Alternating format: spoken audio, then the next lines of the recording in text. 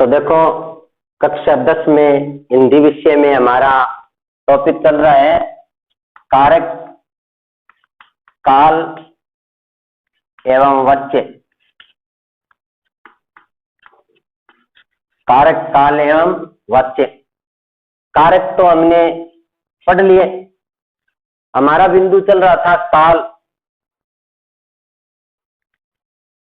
काल में हमने वर्तमान काल के बारे में पढ़ लिया। वर्तमान काल के जितने भेद है उनके बारे में पढ़ लिया। अब दूसरा काल है भूतकाल। भूतकाल देखो, नाम से पता चला भूतकाल। भूत का आशय है अतीत। भूत का आशय क्या है? अतीत, या हम बोल सकते हैं बीता हुआ समय। बीता हुआ समय, ये भूत का अर्थ होता है। भूत का अर्थ क्या होता है? अतीत या बीता हुआ समय, यानी जो समय पहले बीत चुका है उसको क्या कहते हैं? भूत। तो भूत काल, काल का मतलब समय, भूत का मतलब अतीत, बीता हुआ। तो देखो, भूतकाल की क्रिया के जिस रूप से बीते हुए समय का बोध होता है उसे क्या कहते हैं? भूतकाल। क्रिया के जिस रूप से बीते हुए समय का बोध होता है उसे भूतकाल कहते हैं। उसे क्या कहते हैं? भूतकाल।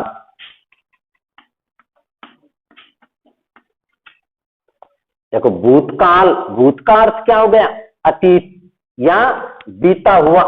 यानी समय तो हम काल लेंगे साथ में, तब आएगा। अगर समय हम हटा दे तो इतना ही, भूत का अर्थ इतना ही होगा, बीता हुआ।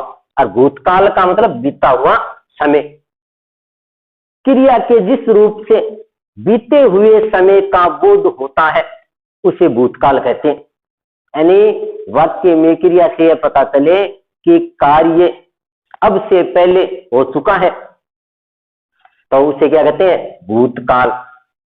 देखो, भूतकाल के भेद। भूतकाल के भेद 6 भेद है। भूतकाल के 6 भेद है। कौन कौन से? देखो, एक है सामान्य भूतकाल। सामान्य भूतकाल। दूसरा भेद है आसन्न, या इसका नाम ले सकते हैं निकट भूतकाल। तीसरा है तीसरा है पूर्ण भूतकाल। पूर्ण भूतकाल। और चौथा है अपूर्ण भूतकाल। पांचवा है संदिग्ध भूतकाल। और छठा है हेतुमत भूतकाल। हेतुमत भूतकाल। ये भूतकाल के 6 भेद है। यानी भूत का आशय अतीत या बीता हुआ। क्रिया के जिस रूप से बीते हुए समय का बोध होता है उसे क्या कहते हैं?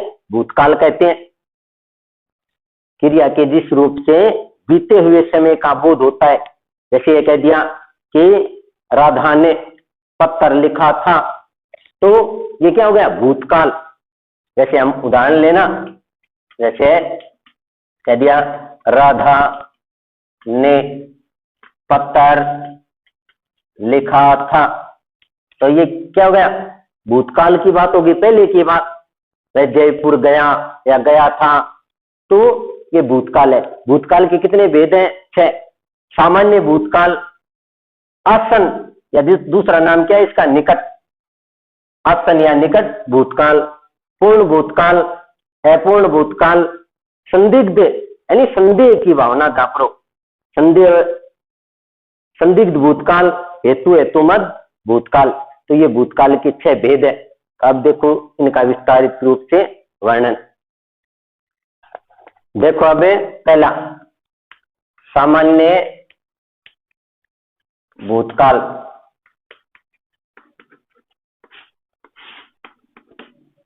सामान्य भूतकाल, भूतकाल तो है लेकिन भूतकाल का ही कौन सा रूप? सामान्य भूतकाल, यानी क्रिया के जिस रूप से कार्य का सामान्य रूप से भूतकाल में होना पाया जाता है, परंतु काल निश्चित नहीं है, समय उसकी निश्चितता नहीं है कि काम है वो कब पूरा हुआ है, 2 घंटे पहले हुआ है, 10 दिन पहले हुआ है, 20 दिन, तो उसे क्या कहते हैं? सामान्य भूतकाल। देखो सामान्य भूतकाल है क्रिया के जिस रूप से सामान्यतः कार्य, क्रिया के जिस रूप से सामान्यतः कार्य का बीते हुए समय में होना पाया जाता है, किंतु कार्य संपादन का काल निश्चित रूप से ध्यान न हो, उसे सामान्य भूतकाल कहते हैं। सामान्य भूतकाल किसे कहते हैं? क्रिया के जिस रूप से सामान्यतः कार्य का बीते हुए समय में होना पाया जाता है, यानी कार्य तो भूतकाल में हो रहा है, कार्य बीते हुए समय में हुआ, लेकिन कार्य का संपादन का काल निश्चित रूप से ध्यान न हो कि 1 घंटे पहले काम हुआ है, 10 दिन पहले हुआ है, 1 साल पहले हुआ है, काल है वो निश्चित रूप से ध्यान न हो, उसे क्या कहते हैं? सामान्य भूतकाल। जैसे ये कह दिया कि जगदीश ने उपन्यास पढ़ा, जगदीश ने उपन्यास पढ़ा। अब काम तो भूतकाल में हुआ है कि जगदीश ने उपन्यास पढ़ा, यानी कार्य है वो भूतकाल में हुआ है, लेकिन कार्य का संपादन है उसका जो काल है वो निश्चित रूप से ध्यान नहीं है कि भूतकाल में उसने कब काम किया है।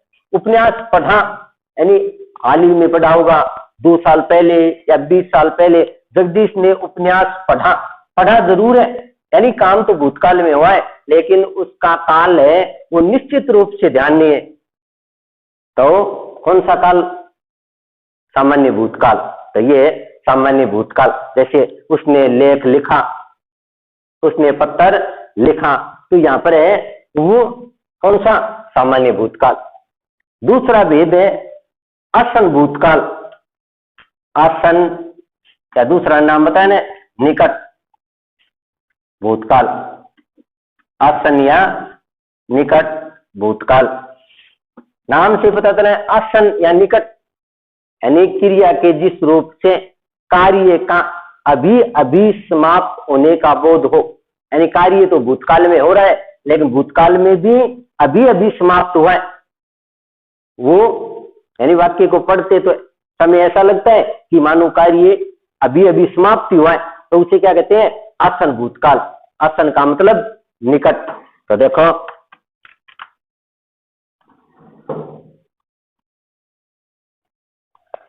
तो क्रिया के जिस रूप से क्रिया के जिस रूप से कार्य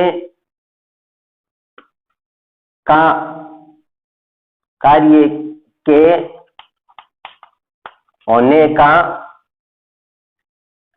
क्रिया के जिस रूप से,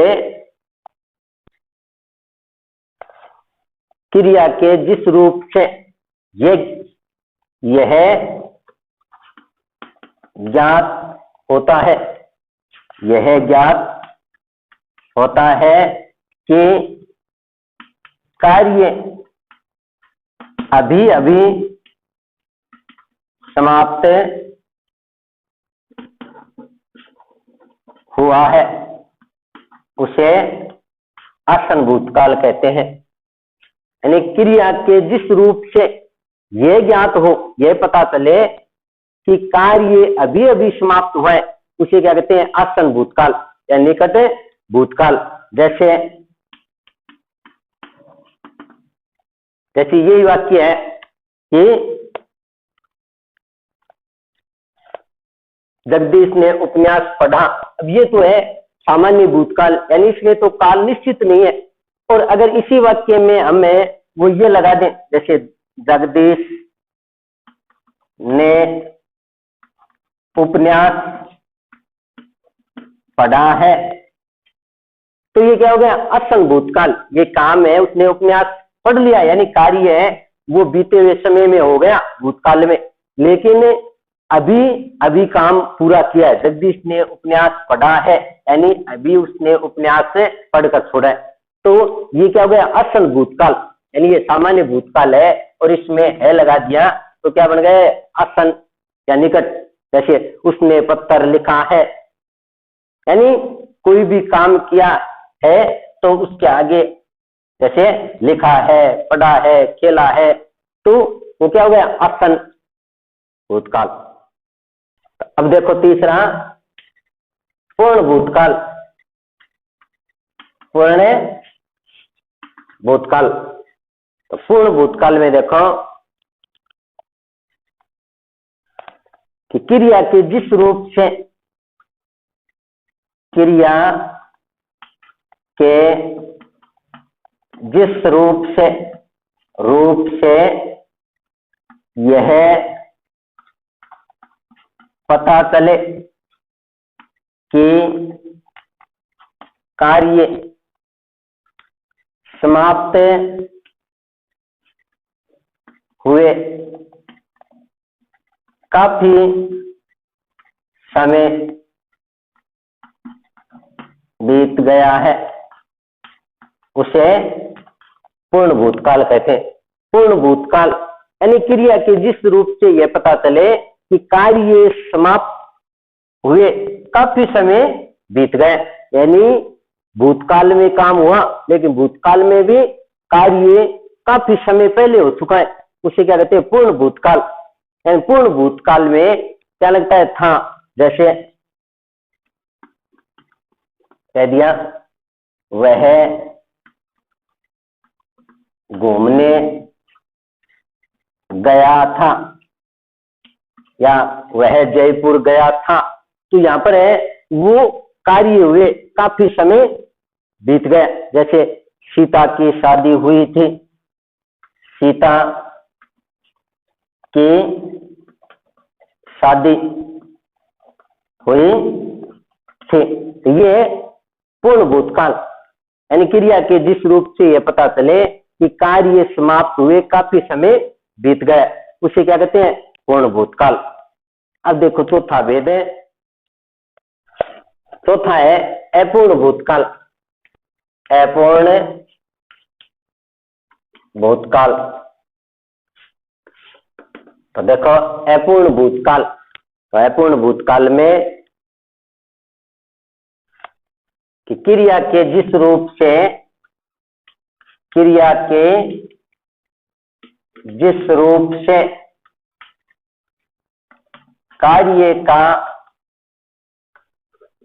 भूतकाल में क्रिया के जिस रूप से कार्य का भूतकाल में होना पाया जाता है, किंतु कार्य तो भूतकाल में पूरा हो रहा है, किंतु उसमें क्या है, पूर्णता का बोध नहीं है। लेकिन पूर्णता का बोध नहीं है, उसे क्या कहते हैं, अपूर्ण भूतकाल। यानी क्रिया के जिस रूप से कार्य का भूतकाल में होना पाया जाता है कि कार्य तो भूतकाल में हो रहा है, लेकिन पूर्ण कब होगा इसका ध्यान नहीं। काम है, जब हमने देखा तो काम हो रहा था, यानी काम तो भूतकाल में हुआ, लेकिन कब पूरा हुआ उसका निश्चित बोध नहीं हो रहा है, यानी पूर्णता का बोध नहीं हो रहा है। किंतु पूर्णता का, यहाँ पर देखो, पूर्णता का बोध नहीं है, उसे क्या कहते हैं, अपूर्ण भूतकाल। यानी क्रिया के जिस रूप से किसी कार्य के भूतकाल में होने का तो बोध होता है, लेकिन पूर्णता का बोध नहीं होता, वहां पर क्या होगा, अपूर्ण भूतकाल। जैसे ये कह दिया कि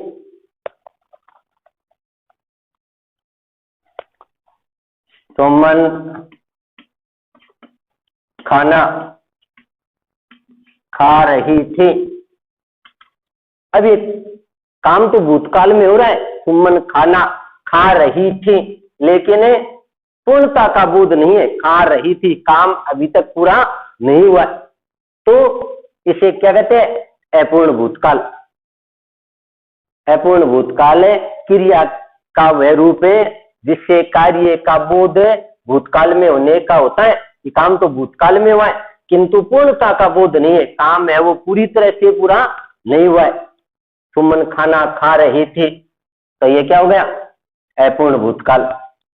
फिर पांचवा भेद है संदिग्ध भूतकाल। संदिग्ध भूतकाल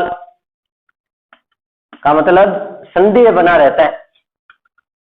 भूतकाल में कार्य के होने में क्या बना रहता है, संदिग्ध का मतलब संदेह बना रहता है, वहां पर है संदिग्ध भूतकाल। तो देखो, क्रिया के जिस रूप से कार्य का भूतकाल में होने पर संदेह का बोध हो, उसे संदिग्ध भूतकाल कहते हैं। संदिग्ध का मतलब संदेह, यानी क्रिया के जिस रूप से कार्य के समाप्त होने में क्या हो, संदेह, क्रिया के जिस रूप से कार्य का भूतकाल में होने पर क्या है, संदेह का बोध हो। संदेह का मतलब संदिग्ध, क्रिया के जिस रूप से कार्य का भूतकाल में या कार्य का समाप्त होने में संदेह का बोध हो, उसे क्या कहते हैं, संदिग्ध भूतकाल। और संदिग्ध में जैसे शायद है, क्या, तो जैसे ये कह दिया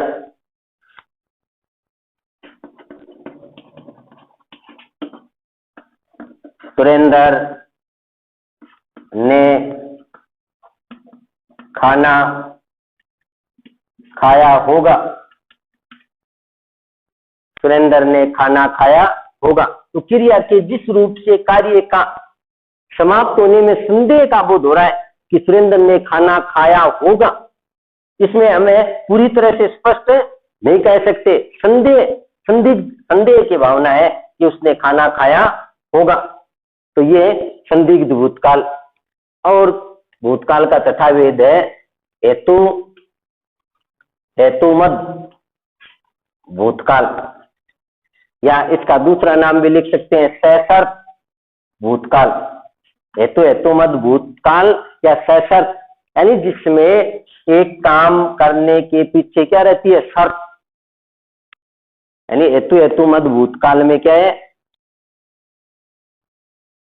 कि कार्य भूतकाल में होने वाला था, लेकिन किसी कारणवश भूतकाल में नहीं हुआ, तो उसे क्या कहते हैं, हेतुमद। या जिस एक काम के होने में कोई शर्त लागू की गई हो तो उसे, तो क्रिया के जिस रूप से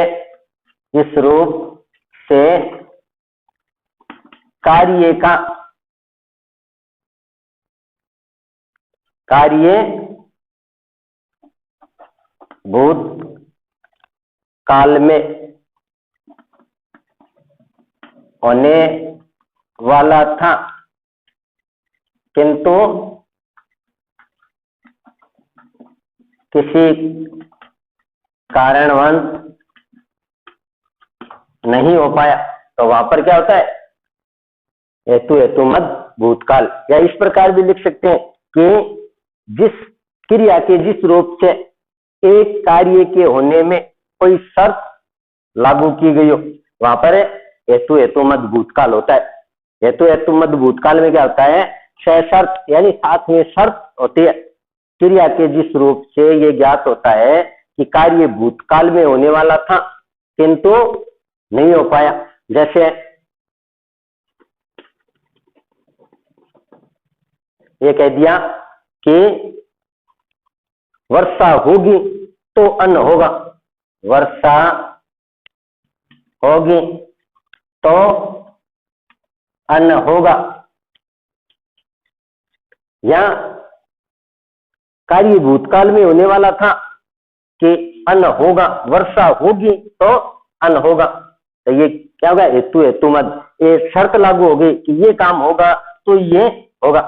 जैसे कह दिया कि राम आता तो मैं अवश्य चलता, तो एक काम के होने में शर्त, इसी कारण इसका नाम क्या है, शर्त। तो ये तो थे भूतकाल के भेद, यानी भूतकाल मतलब बीता हुआ या अतीत कार्य है, वो बीते हुए समय में पूरा हो गया, इसे क्या कहते हैं, भूतकाल। ये भूतकाल के 6 भेद है। सामान्य भूतकाल के बाद आसन या निकट भूतकाल, पूर्ण भूतकाल, अपूर्ण भूतकाल, संदिग्ध भूतकाल, हेतु मद भूतकाल। तो काल है वो 3 प्रकार के, वर्तमान काल, भूतकाल, तो 2 तो हो गए हमारे। अब तीसरा भविष्यत काल।